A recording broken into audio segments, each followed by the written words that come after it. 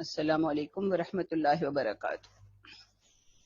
نصر جو ہے، مدد جو ہے، وہ صرف اللہ ہی کی طرف سے آتی ہے، جو بڑی قوت والا ہے، عزیز ہے اور حکیم ہے۔ اس سے کب کیا مدد فراہم کرنی ہے؟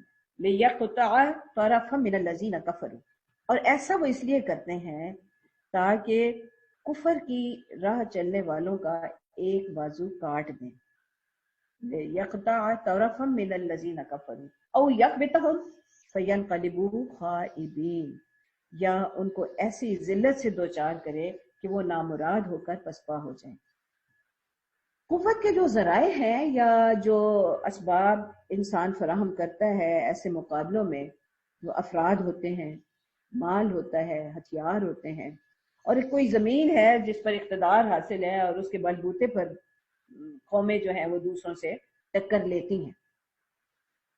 اب جب اللہ تعالیٰ کی طرف سے لِيَقْطَعَ طَرَفًا مِنَ الَّذِينَ كَفَرُوا، جب کہا جا رہا ہے کہ قطع کیا جائے گی ان کا ایک قوت، طرفاً سے آپ یوں سمجھیے کہ ان کا کچھ نہ کچھ نقصان پہنچانا ہے، تو اللہ تعالیٰ ہو سکتا ہے ان کے افراد کو ہلاک کرے، جیسے غزوہ بدر میں ہوا، یا ان کو قید سے دوچار کرے، یا ان کا مال ضائع ہو جائے، وہ جو تیاریاں کر کے آئے تھے وہ ساری وہ اپنے مطلوبہ مقاصد ان سے حاصل نہ کر سکیں، ان کے ہتھیار جو ہیں وہ تباہ ہو جائیں، یا وہ اہل ایمان کے قبضے میں دے دیے جائیں، اور جس زمین پر وہ اترار ہیں اور اس اقتدار کی وجہ سے وہ یہ ٹکر لیتے ہیں، اس زمین سے بھی ان کو محروم کر دیا جائے۔ اللہ تعالیٰ یہ سارے اسباب بھی ان سے قطع کر سکتے ہیں، اور ان میں سے کوئی ایک بھی قطع کر سکتے ہیں۔ یعنی بدر میں آپ دیکھیں تو ہم یہ کہہ سکتے ہیں کہ ان کے افراد اور مال اور ہتھیار جو تھے وہ نقصان پہنچا، لیکن بہرحال ان کا اقتدار جو جس زمین پر ان کا تھا وہاں برقرار رہا۔ تو ایسا مختلف موقعوں پر ہوا، لیکن بالآخر وہ ان سارے اسباب سے محروم ہو کر رہے۔ تو اگر اہل ایمان جو ہیں وہ صبر اور تقوی کی روش اختیار کرتے ہیں تو دشمن کے یہ سارے قوت کے ذرائع اور اسباب جو ہیں وہ خود ان کے قبضے میں آ جاتے ہیں۔ لیکن بات یہ ہے کہ یہ کامیابی صرف اللہ تعالیٰ کے ساتھ ایک مضبوط تعلق کے نتیجے میں حاصل ہوتی ہے۔ حضرت عمر رضی اللہ تعالیٰ عنہ کے دور میں جب ایک محاذ پر کچھ زیادہ تاخیر تھی، تو یعنی مقابلہ کچھ ایسا تھا اور کچھ مہینے گزر گئے اور فیصلہ نہیں ہو پا رہا تھا، اور انہوں نے لکھا، حضرت عمر بن العاص نے حضرت عمر رضی اللہ تعالیٰ عنہ کو، کہ آپ کچھ اور مدد بھیجیں۔ تو انہوں نے جو خط لکھا اس کے جواب میں وہ یہ تھا کہ ایسا معلوم ہوتا ہے کہ اللہ کی حاکمیت اور اس کے دین کے غلبے کے بجائے آپ کے دلوں میں یا کچھ لوگوں کے دلوں میں اموال مصر کی محبت نے جگہ پا لی ہے۔ تو اگر ایسا ہے تو اپنی اس نیت سے توبہ کریں اور پھر ایک ہی دفعہ حملہ کریں، اللہ تعالیٰ آپ کی مدد کرے۔ اور ایسا ہی ہوا، یہ خط پڑھ کر سب کو سنایا گیا، اور امر بالمعروف اور نہی عن المنکر یہی تو تھا۔ لیکن جو ہی اس کمزوری پر اطلاع ہوئی تو سب جو تھے وہ زارو قطار روئے۔ یہ توبہ کا طریقہ یہی ہے کہ جو ہی اپنی کسی غلطی پر بندہ متنبہ ہو، اسے احساس ہو جائے کہ میرا یہ کام غلط ہو رہا ہے، وہ فوراً اللہ تعالیٰ کی طرف رجوع کرے اور اپنی اس غلطی کی معافی مانگے، رو رو کر معافی مانگے، شرمندگی کا اظہار کرے، اور اپنی سوچوں کو، اپنے عمل کو ٹھیک کر لے، تو پھر اللہ تعالیٰ کی مدد حاصل ہوتی ہے۔ اور ایسا ہی ہوا اس وقت بھی کہ مدد حاصل ہوئی، اور وہ مقابلہ جو کئی مہینوں سے لٹکا ہوا تھا، یعنی فیصلہ ہی نہیں ہو پا رہا تھا، وہ اگلے چند گھنٹوں میں اس کا فیصلہ ہو گیا۔ تو بات یہ ہے کہ اگر اللہ کی حاکمیت کا منشا ہے، اللہ کی حاکمیت قائم کرنے کی نیت اور ارادہ ہے، اور اس کے لیے طریقے بھی وہی اختیار کیے جا رہے ہیں جو اللہ نے بتائے ہیں، صبر اور تقوی کی روش ہے، ایمان ہے، پھر فتح جو ہے وہ زیادہ دور نہیں رہتی۔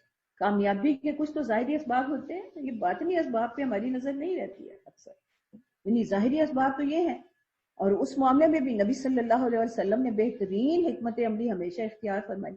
غزوہ بدر دیکھنے، تمام غزوات جو نبی صلی اللہ علیہ وسلم کے دور میں پیش آئی ہیں، آپ نے بہترین حکمت عملی اختیار فرمائی، یعنی کامیابی کے ظاہری اسباب جو ہیں کہ جتنے وسائل حاصل ہو سکتے ہیں وہ کریں، لیکن وسائل پر بھروسہ نہیں کیا جاتا۔ تو جو بہترین حکمت عملی ہے اس میں کیا ہے، ایک نظم و ضبط ہو، اور دوسری بات یہ ہے کہ اپنی صفوں میں اتفاق اور اتحاد ہو، ایک دوسرے کے ساتھ محبت ہو، تو پھر جتنے بھی تھوڑے بھی اسباب ہو نا، جتنے ہو سکتے ہیں اتنے تو کریں. تو گنتی کی تلواریں جو ہے نا وہ بھی فیصلہ کر دیتی، گنتی کی سواریاں جو ہے نا وہ بھی فیصلہ جو ہے وہ کر دیتی ہیں. باطنی اسباب جو ہیں وہ زیادہ اہم ہیں. باطنی اسباب میں جو اللہ تعالیٰ نے جو کہا کہ صبر، ثابت قدمی، رجوع اللہ، تقوی، تو پھر اللہ تعالیٰ کی مدد حاصل ہوتی ہے اور کفار اپنے ارادوں میں ناکام ہوتے ہیں، نقصان اٹھاتے ہیں، اور اہل ایمان کو اللہ تعالیٰ غلبہ نصیب فرما دیتے ہیں. لیس لک من الامر شیء او یتوب علیہم او یعذبہم فانہم ظالمون. اور ویسے آپ کا کوئی اس معاملے میں دخل نہیں ہے. یعنی آپ ہوا یہ کہ غزوہ احد ہی میں جب نبی صلی اللہ علیہ وسلم کو بھی زخمی کر دیا دشمن نے، تو ایک موقع پر یعنی نبی صلی اللہ علیہ وسلم ہمیشہ تو یہ کہتے تھے کہ میری قوم نہیں جانتی کہ میں اس کے لیے کیا لایا ہوں، کاش وہ جان لے تو وہ ایسا نہ کرے. تو لیکن ایک مرحلے پہ نبی صلی اللہ علیہ وسلم کے زبان مبارک سے بھی یہ الفاظ نکلے کہ وہ قوم کیسے فلاح پا سکتی ہے جو اپنے نبی کو بھی زخمی کر دے. تو اس پر اللہ تعالیٰ، اکثر مفسرین نے یہی لکھا ہے کہ یہ آیت جو ہے وہ اسی پس منظر میں ہے کہ لوگوں کو ہدایت دینا یا ان کو عذاب دینا یا ان کو فلاح دینا یا نہ دینا یہ اللہ کا کام ہے.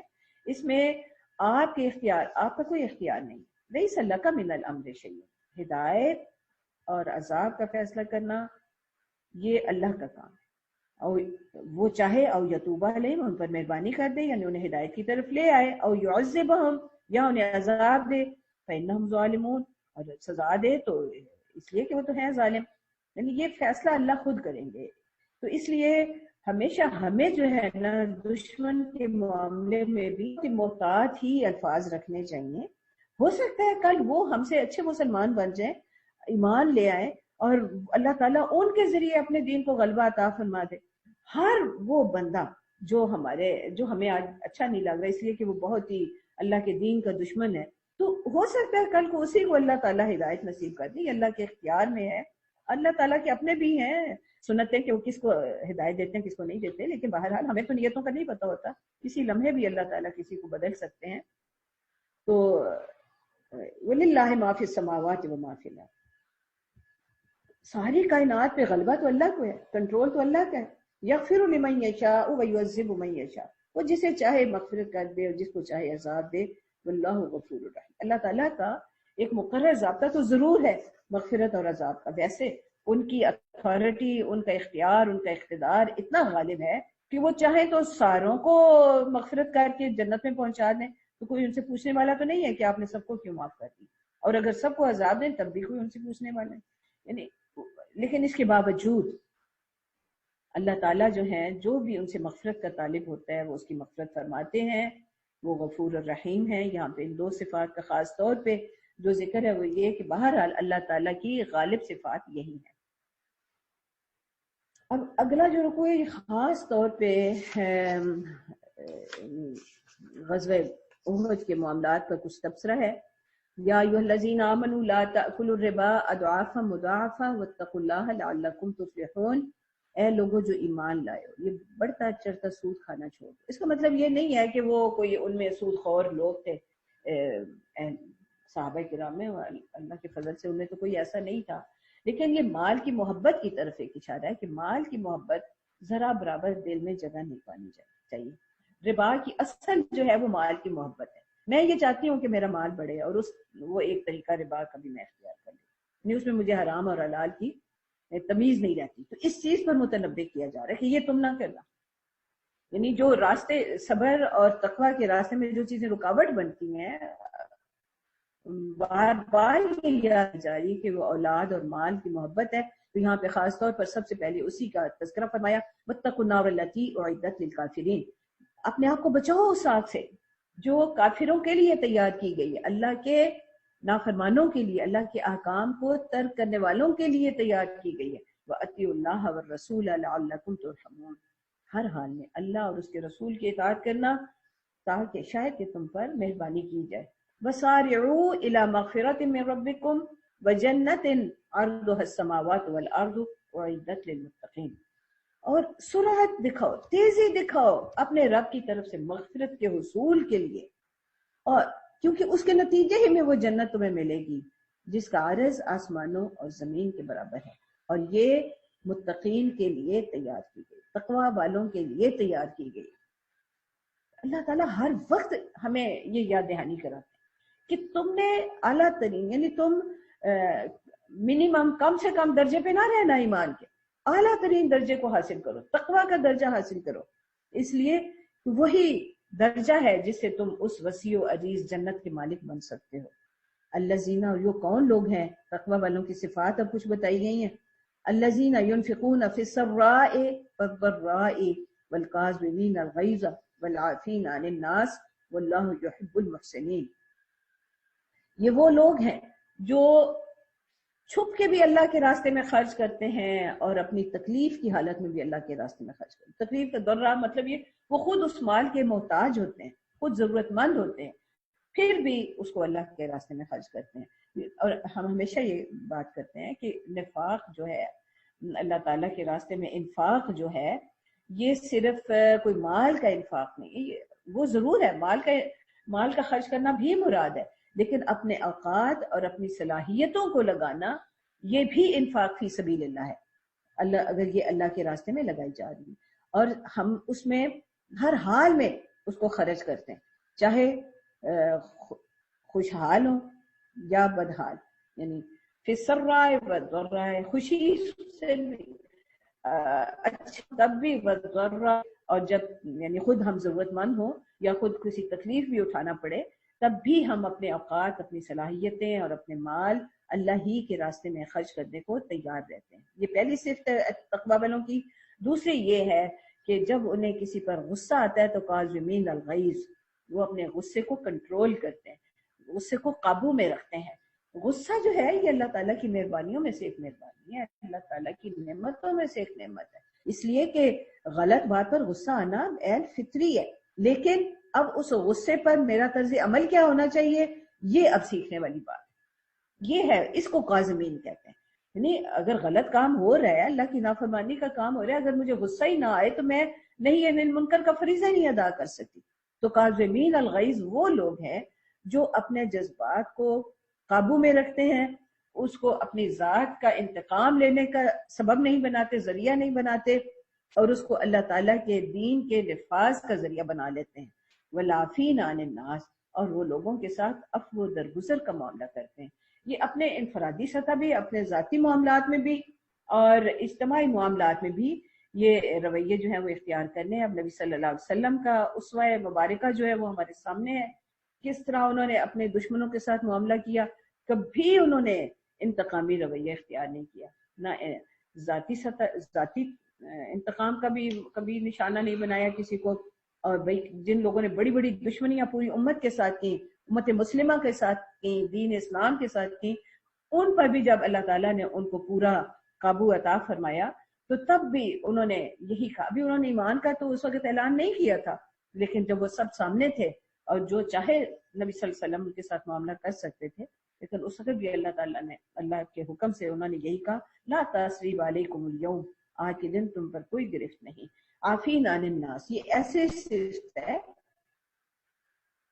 کہ اللہ میں سورہ شورى میں یہ کہتے ہیں کہ ٹھیک ہے تم بدلہ لے تو سکتے ہو اگر کسی نے تمہیں تکلیف پہنچائی ہے، لیکن فمن عفا واصلح فاجرہ علی اللہ، کہ جو معاف کر دیں اور اصلاح کر دیں، یعنی معافی کا مطلب یہ، عفو و درگزر کا مطلب یہ کہ دل میں بھی اب اس بندے کے خلاف کوئی گلہ شکوہ نہ رہے اور اس کے ساتھ معمول کے معاملات تعلقات جو ہیں وہ قائم ہو جائیں۔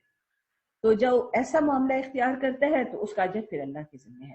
اور ایک روایت میں یہ ہے کہ قیامت کے روز سب سے پہلے ان لوگوں کو لایا جائے گا کہ وہ لوگ آ جائیں جن کا اجر اللہ کے ذمہ ہے، اور وہ لوگ ہیں جو اللہ کی رضا کی خاطر اپنی ذات کے لیے کسی سے کوئی انتقام نہیں لیتے تھے اور لوگوں کے ساتھ عفو و درگزر کا معاملہ کرتے تھے۔ اس کا یہ مطلب بالکل نہیں ہے کہ جو اللہ تعالیٰ کے دین کے دشمن ہیں تو ہر حال میں بس ان کے ساتھ ہم ان کے ساتھ مداحنت کا اور نرمی کا ہی معاملہ رکھیں اور ان سے کسی بدلے کی بات ہی نہ کریں۔ ان کا جواب دینا یا ان کا مقابلہ کرنا وہ اپنی جگہ اہم ہے، لیکن بہرحال ان ساری چیزوں کے حدود متعین مقرر ہیں، اور ان کا علم ہونا اور ان پر مسلسل عمل رکھنا جو ہے نا یہ بڑا ضروری ہے۔ واللہ یحب المحسنین، احسان کی روش اختیار کرنے والوں ہی سے اللہ تعالیٰ محبت کرتے ہیں. اور احسان جو ہے ہمیں یاد رکھنا چاہیے کہ ایک تو وہ ہے جو عبادات میں، جس کو عبادت چونکہ ہر کام میں عبادت ہی بن جاتا ہے جو اللہ کی اطاعت میں ہو، تو ان تعبد اللہ کأنک تراہ فإن لم تکن تراہ فإنہ یراک، کہ تم اس طرح عبادت کرو، اس طرح کوئی کام جیسے کہ اللہ کو سے دیکھ رہے ہو، اور اگر تم اس کو نہیں دیکھ رہے تو وہ تو تمہیں دیکھ ہی رہا ہے. تو ایک تو یہ ہے کہ کام اس طرح کرنا ہے کہ صرف اللہ تعالیٰ کو خوش کرنے کے لیے، اور دوسرا یہ ہے کہ جتنا بہتر سے بہتر کر سکتے ہیں کریں. والذین اذا فعلوا فاحشة او ظلموا انفسهم ذکروا اللہ فاستغفروا لذنوبهم. اور وہ لوگ بھی اللہ تعالیٰ کو پسند ہیں جن کا حال یہ ہے کہ کبھی ان سے کوئی فحش کام سرزد ہو جاتا ہے یا وہ اپنے نفسوں پر ظلم کر بیٹھتے ہیں، یعنی غلطی ہو جاتی ہے. ایسا نہیں ہے کہ جو ایمان لے آیا اب اس سے کبھی غلطی نہیں ہوگی، غلطیاں ہو جائیں گی، خطائیں ہوں گی، تو پھر اللہ ذکر اللہ، تو پھر وہ پلٹ آتا ہے، کا ذکر کرتا ہے، فاستغفروا لذنوبہم، بس اللہ اس کے گناہوں کی مغفرت کرتا ہے. اب یہ وہ بندہ ہے جس کو اپنی غلطی کا احساس ہو گیا اور اس نے اس غلطی پر اللہ سے معافی مانگی.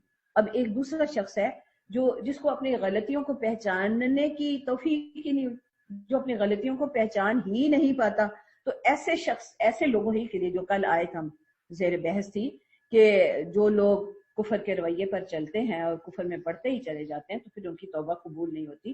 وہ ایسا اس لیے ہے کہ وہ اس اپنی غلطیوں کو پہچانتے ہی نہیں ہیں، اور اپنے غلطیوں کو پہچان کے ان پر شرمندگی کا اظہار ہی نہیں کرتے، ان کی معافی ہی نہیں مانگتے. تو جب ایسا نہیں کرتے تو اگر زبانی وہ کہتے بھی ہیں کہ اللہ توبہ یا اللہ ہمیں معاف کر دے، تو ایسے پھر مبہم سی استغفار جو ہے نا وہ فائدہ نہیں دیتی. فائدہ وہی دیتی ہے کہ جب جو ہی غلطی ہوئی ہے اس کو پہچانے بندہ، اس پر شرمندگی کا اظہار کرے، اس پر معافی مانگے اور اس کی تلافی کرنے کی کوشش کرے، اس غلطی کو دور کرنے کی کوشش کرے اور اپنے آپ کی اصلاح کرے اور اللہ کے راستے پر اپنے آپ کو لگانے کی کوشش کرے. وَمَن يَغْفِرُ الذُّنُوبَ إِلَّا اللَّهُ، گناہوں کی مغفرت اللہ کے سوا کوئی کر ہی نہیں سکتا. لَمْ يُصِرُّوا عَلَىٰ مَا فَعَلُوا وَهُمْ يَعْلَمُونَ، اور کیونکہ وَلَمْ يُصِرُّوا یہ وہ لوگ ہیں جن سے غلطی ہو گئی، وہ جو اگر ان سے کوئی غلطی ہوتی ہے تو اس پر اصرار نہیں کرتے، جمے نہیں رہتے، جو ہی انہیں پتہ چلتا ہے کہ غلطی ہو گئی وہ فوراً اس سے باز آ جاتے ہیں. اولئک جزاؤہم مغفرۃ من ربہم وجنات تجری من تحتها الانہار خالدین فیہا. یہ لوگ ہیں کہ ان کا بدلہ جو ہے، ان کی جزا جو ہے ان کے رب کی طرف سے مغفرت اور جنت میں ملے گی. ونعم اجر العاملین، کتنا اچھا بدلہ عمل کرنے والوں کا. قد خلت من قبلکم سنن فسیروا فی الارض فانظروا کیف کان عاقبۃ المکذبین. آپ سے پہلے بھی بہت سے لوگ گزر چکے ہیں، بہت سے ادوار گزر چکے ہیں. آپ دیکھیں زمین میں کہ اللہ تعالیٰ کے کو جھٹلانے والوں کو، اللہ تعالیٰ کے احکام کو جھٹلانے والوں کا کیا انجام ہوا. ھذا بیان للناس وہدی وموعظۃ للمتقین. ولا تہنوا ولا تحزنوا وانتم الاعلون ان کنتم مؤمنین. اور تم دل شکستہ نہ ہو اور غم نہ کرو، آپ ہی غالب رہو گے اگر تم ایمان والے. اب غزوہ احد میں ہوا یہ تھا کہ جو بھی مسئلہ ہوا، مسائل ہوئے، جس نقصان زیادہ اٹھانا پڑا اہل ایمان کو، اور اس پر اللہ تعالیٰ یہ ہمت بندھا رہے ہیں کہ دل شکستہ نہ ہو، فکر نہ کرو اور غم نہ کرو، آپ ہی غالب رہو. یعنی یہ کوئی آخری مارکا تو نہیں ہے، انجام کار آپ ہی غالب رہو. وَأَنْتُمُ الْأَعْلَوْنَ إِن كُنتُم مُؤْمِنِينَ، اگر تو ایمان والے. إِن يَمْسَسْكُمْ قَرْحٌ فَقَدْ مَسَّ الْقَوْمَ قَرْحٌ مِثْلُهُ، اگر آپ لوگوں کو کوئی تکلیف پہنچی ہے تو اس دوسری قوم کو بھی ایسی ہی تکلیف پہنچ چکی ہے. یعنی غزوہ بدر کی طرف اشارہ ہے. اور ویسے بھی اگر اہل ایمان جو تھے یا مسلمان جو تھے وہ تو مدینہ سے اٹھ کے ادھر آ گئے تھے، اور وہ اتنا دور مکہ سے سفر کر کے آئے، ظاہر ہے وہ بھی تکلیف تھی، سفر کی اپنی مشقت ہوتی ہے، اپنا مال خرچ کیا، اپنے اوقات لگائے، اپنی صلاحیتیں لگائیں اور اتنی دور چل کے آئے، اور پھر کچھ حاصل تو انہیں بھی نہ ہوا. یعنی وہ کون سا کوئی وہاں پہ ٹک کے بیٹھے. یعنی جب انہوں نے دیکھا کہ اب مسلمان ذرا سنبھل رہے ہیں تو وہ تو فوراً میدان چھوڑ کر واپس چلے گئے. یعنی کوئی حتمی فتح تو انہیں نہ حاصل ہوئی، کوئی نتیجہ خیز تو نہ ہوا غزوہ احد. اس میں یہی ہوا نا، مسلمانوں کو ذرا نقصان زیادہ ہوا کہ ان کے 70 افراد جو تھے وہ شہید ہوئے، تو بدر میں تو کفار کے 70 بڑے بڑے سردار مارے گئے تھے، اور بلکہ اس سے زیادہ ہی ان کے 70 جو تھے وہ ان کے قیدی بھی بنائے گئے، اور مال و اسباب بھی انہیں چھوڑ کر بھاگنا پڑا، اور اب بھی ان کو آخر تکلیف تو انہیں بھی پہنچی۔ وَتِلْكَ الْأَيَّامُ نُدَاوِلُهَا بَيْنَ النَّاسِ، اور یہ دن تو ہم انسانوں کے درمیان پھیرتے رہتے ہیں، یعنی اب اگر آپ لوگوں کو زیادہ نقصان اٹھانا پڑا ہے تو یہ اس کی وجہ کیا ہے؟ وَلِيَعْلَمَ اللَّهُ الَّذِينَ آمَنُوا وَيَتَّخِذَ مِنكُمْ شُهَدَاءَ وَاللَّهُ لَا يُحِبُّ الظَّالِمِينَ وَلِيُمَحِّصَ اللَّهُ الَّذِينَ آمَنُوا وَيَمْحَقَ الْكَافِرِينَ۔ یہ اللہ تعالیٰ نے بالکل نہیں کبھی کہا کہ اہل ایمان کو کبھی نقصان اٹھانا ہی نہیں پڑے گا۔ اگر ایسا ہوتا تو پھر تو ہر بندہ ہر وقت ہی فوراً ہی ہر بندہ اپنے فائدے کا حریص ہے، تو جہاں اسے فائدہ نظر آتا وہ ادھر ہی آ جاتے۔ لیکن اہل ایمان کے گروہوں کے ساتھ بھی یہ ضرور ہوتا ہے کہ انہیں آزمایا جاتا ہے اور نقصان اٹھانا پڑتا ہے، جان و مال کا نقصان اٹھانا پڑتا ہے، اور اللہ تعالیٰ یہ کہہ رہے ہیں کہ ایسا اس لیے ہوتا ہے تاکہ اللہ تعالیٰ چھانٹ لے ان لوگوں کو جو ایمان والے ہیں، اور تاکہ کفار کو بھی وَيَمْحَقَ الْكَافِرِينَ، اور ان کو بھی اچھی طرح تاکہ ان کی بھی سرکوبی کر دی جائے، یعنی اہل ایمان کو کفار سے یعنی اللہ تعالیٰ کے نافرمانوں سے چھانٹ کے الگ کر دیا جائے، اور اللہ تعالیٰ دیکھے کہ کون ہے جو کہ اللہ تعالیٰ کے ساتھ محبت رکھنے والے ہیں، اللہ تعالیٰ کے ساتھ ایمان کا رویہ رکھنے والے ہیں، تقوی کا رویہ رکھنے والے ہیں، اور کون جو ہے اللہ کے دین کی خاطر، اللہ کی حاکمیت کے قیام کی خاطر گواہیاں دینے والے ہیں اپنے جان اور مال کے ساتھ، اپنی صلاحیتوں کے ساتھ۔ ام حسبتم ان تدخلوا الجنۃ ولما یعلم اللہ الذین جاہدوا منکم ویعلم الصابرین، کیا تم نے یہ سمجھ رکھا ہے کہ تم یوں ہی جنت میں داخل کر دیے جاؤ گے اور اللہ نے دیکھا ہی نہیں کہ کون تم میں سے اس کی خاطر پوری کوشش کرنے والے ہیں؟ جاہدوا منکم، پوری ایفرٹ، جہاد کا مطلب میکسیمم ایفرٹ، بھرپور کوشش کہ جس میں کوئی کمی نہ رہ جائے۔ وَيَعْلَمَ الصَّابِرِينَ، اور کون ہے جو کہ استقامت دکھانے والے ہیں۔ وَلَقَدْ كُنْتُمْ تَمَنَّوْنَ الْمَوْتَ مِنْ قَبْلِ أَنْ تَلْقَوْهُ فَقَدْ رَأَيْتُمُوهُ وَأَنْتُمْ تَنْظُرُونَ، لڑائی سے پہلے تو شہادت کی بڑی آرزویں ہوتی ہیں، ہاں ہم تو جان لڑا دیں گے، جان میں اترتا ہے بندہ اور موت سامنے نظر آتی ہے، فیصلہ تو اس وقت ہوتا ہے کہ کون ہے جو کہ موت سے ڈرنے والا ہے اور کون ہے جو کہ اللہ کی خاطر اپنی جان قربان کر دینے کو تیار ہے۔ اب ایک اور جو اس وقت آزمائش آئی وہ یہ تھی کہ وما محمد الا رسول قد خلت من قبله الرسل افئن مات او قتل انقلبتم على اعقابكم ومن ينقلب على عقبيه فلن يضر الله شيئا وسيجزي الله الشاكرين۔ نبی صلی اللہ علیہ وسلم کے قتل کی افواہ پھیل گئی، اور اس پر کچھ لوگوں نے یہ کہا کہ اب اگر وہی نہیں رہے تو پھر اب لڑنے کا کیا فائدہ، حالانکہ اس وقت بھی ایسے لوگ بھی تھے جنہوں نے کہا کہ اگر وہ نہیں رہے تو پھر جینے کا کیا فائدہ۔ تو اللہ تعالیٰ اسی پر فرما رہے ہیں کہ محمد اللہ کے ایک رسول ہیں، آپ سے پہلے بھی بہت سارے رسول ہیں، تو کیا اگر وہ موت سے دو چار ہوں یا انہیں قتل کر دیا جائے تو تم اپنی پشتوں پر پھر جاؤ گے؟ اور جو بھی اپنا پھر گیا، الٹے پاؤں پھر گیا، تو وہ اللہ کا تو کوئی نقصان نہیں پہنچائے گا، لیکن اللہ کا جو شکر گزار ہوگا اللہ اس کو بھرپور بدلہ دے گا۔ یعنی اصلاً دین جو ہے، اسلام جو ہے، وہ اللہ تعالیٰ کی حاکمیت کے قیام کا نام ہے، اور یہ کسی فرد کے ساتھ وابستہ نہیں ہے، اور اگر کوئی بڑے سے بڑا کسی ہستی کا بھی نقصان ہو جائے تو اللہ کے دین کا کام جو ہے وہ رکنے والا نہیں ہے۔ اس لیے یہ کہنا کہ فلاں فوت ہو گیا تو بڑا خلا پیدا ہو گیا، یہ مجھے تو ٹھیک نہیں لگتی بات، کہ بہرحال دین اللہ کا ہے، اللہ نے جب اس تک اس کو قائم رکھنا ہے، اور وہ اپنے دین کی حفاظت کے لیے خود ہی افراد بھی اٹھاتے رہتے ہیں۔ یہی معاملہ نبی صلی اللہ علیہ وسلم کے وصال کے موقع پر ہوا کہ لوگ سمجھ ہی نہیں آ رہے تھے کہ کیا واقعی ایسا ہو سکتا ہے۔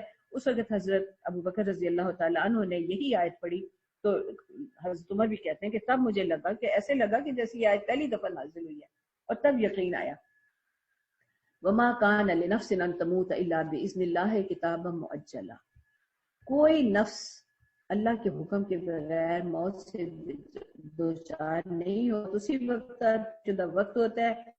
ومن یرد ثواب الدنیا نؤتہ منہا ومن یرد ثواب الآخرۃ نؤتہ وسنجزی الشاکرین، جو بھی دنیا کا اجر چاہتا ہے تو اسے ادھر ہی ہم دے دیتے ہیں، اور جو آخرت کا اجر چاہتا ہے تو ہم وہاں اس کو دیں گے، اور شکر گزار لوگوں کو ہم جلد ہی بدلہ دیں گے۔ وَكَأَيٍّ مِّن نَبِيٍّ قَاتَلَ مَعَهُ رِبِّيُّونَ كَثِيرٌ، کتنے ہی نبی ہیں جو قتل کیے گئے اور ان کے ہمراہ کتنے ہی ربی اللہ والے.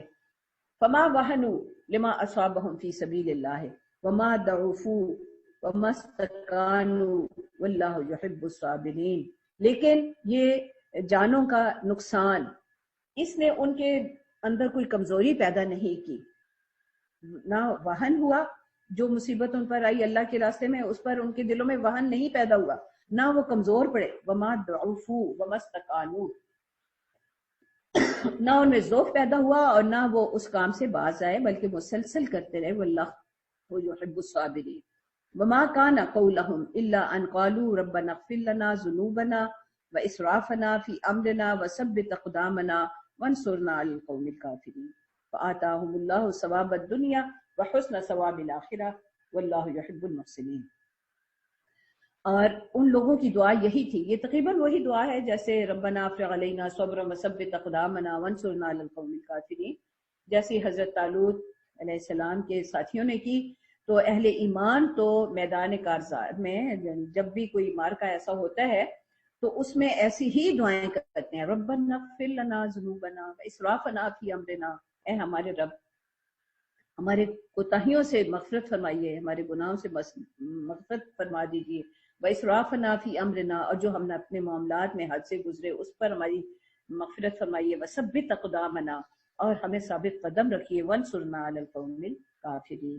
تو جو یہ دعا کرتے ہیں اللہ تعالیٰ انہی کو دنیا اور آخرت کا بہترین اجر دیتے ہیں، اور یہی احسان کی روش پر قائم ہے. اسی دعا پر آج کی گفتگو ہم ختم کرتے ہیں. وآخر دعوانا الحمدللہ.